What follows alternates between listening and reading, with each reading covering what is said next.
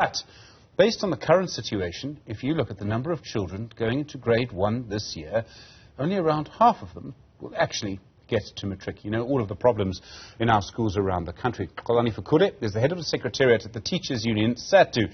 Xolani, good afternoon to you. Thank you for your time. Do you believe that schools in the inland provinces are already ready to be back in class today? Thank you for the question, Stephen. First, let me greet you and let me greet the viewers as well. The question is the system ready, according to our observations on terms of the first day of school? In our view, Stephen, is that by and large, the system is indeed beginning to show a bit more resilience in terms of how certain elements of it are being implemented.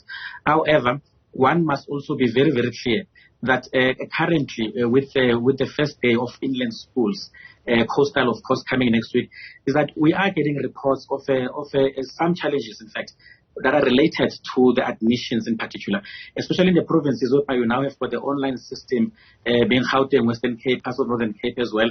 So the intention might have been good by the Department of Basic Education in terms of increasing accessibility. However, the very method itself is now beginning to also be an inhibitor, really, an obstacle of sorts, because we still have got, we are receiving reports of quite a number which is non-negligible in terms of the learners that have not yet been placed in just Gauteng, for instance, in terms of grade 1 and grade 8. I can tell you that the Tshwane area, particularly Tshwane North area, seems to be trending in terms of the applications and the admissions that side. I mean, for instance, I'm busy dealing with a case right now from one Springvale Primary School in Centurion. This is just one of many that are being mentioned around the Tshwane North region. So yes, we are concerned with that, Stephen. And of course, again, we want to see teaching and learning happening on the very first day. So we therefore want to also have the adequate resource support. We are still talking about overcrowded classes, for instance. We are still talking about mobile classrooms, which must still be put in some schools in Gauteng to increase the number of classes that are available. So challenges are still there. It is a requirement that we all play our role, Stephen. It's amazing in a way because Gauteng is the smallest and the richest province. It's also the province with the most people. So what that means is there's certain challenges, there's certain places where there's a lot of development, the education department can't keep up. It's easy to blame them for that, but not necessarily fair. Does the department just not plan properly? You're actually asking one of the questions that we've been asking ourselves, by the way, as an important stakeholder in the sector. The fact of the matter is that we do have got chronic infrastructure-based challenges. We know that in Gauteng, for instance, the province deals with peculiar circumstances as compared to other provinces, given the dynamics of population migration, etc., within the urbanization context of Gauteng. So the department, in our view, should be aware of some of those challenges. In fact, the online system in Gauteng has been being used now for about 7 years, if we're not mistaken. So what then becomes important is that the Department of Basic Education must have a resource plan which speaks directly to the needs of the system at the particular time.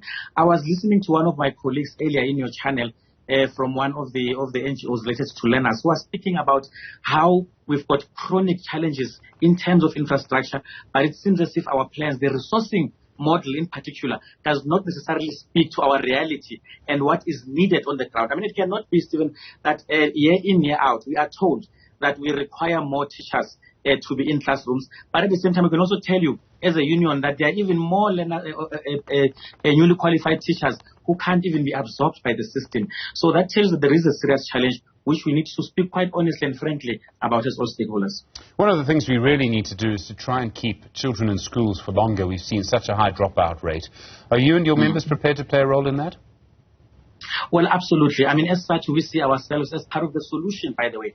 That is why we are in full support of the department's learner retention strategy, provided it is well-resourced so that it can be applicable.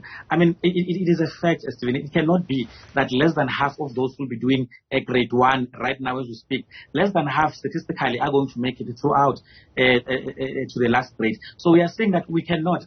We are now sitting on the verge of a potentially a generational catastrophe.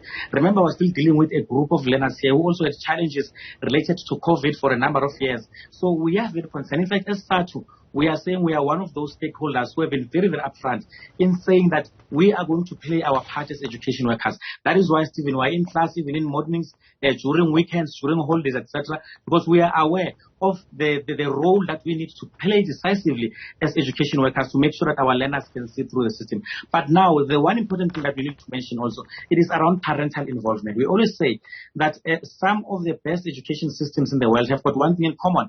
It is the involvement of parents in the life of their children and in the lives of the learners. We are once again, by the way, Stephen, lastly, raising an issue around school safety. That is why we've got a campaign called I'm a School Fan campaign, which is really about mobilizing all stakeholders to play a decisive role towards ensuring that the school is a safety haven, as we have always wanted it to be, Stephen. Xolani Fakude, thank you so much, Head of Secretariat at the Teachers Union, Sadtu. Well,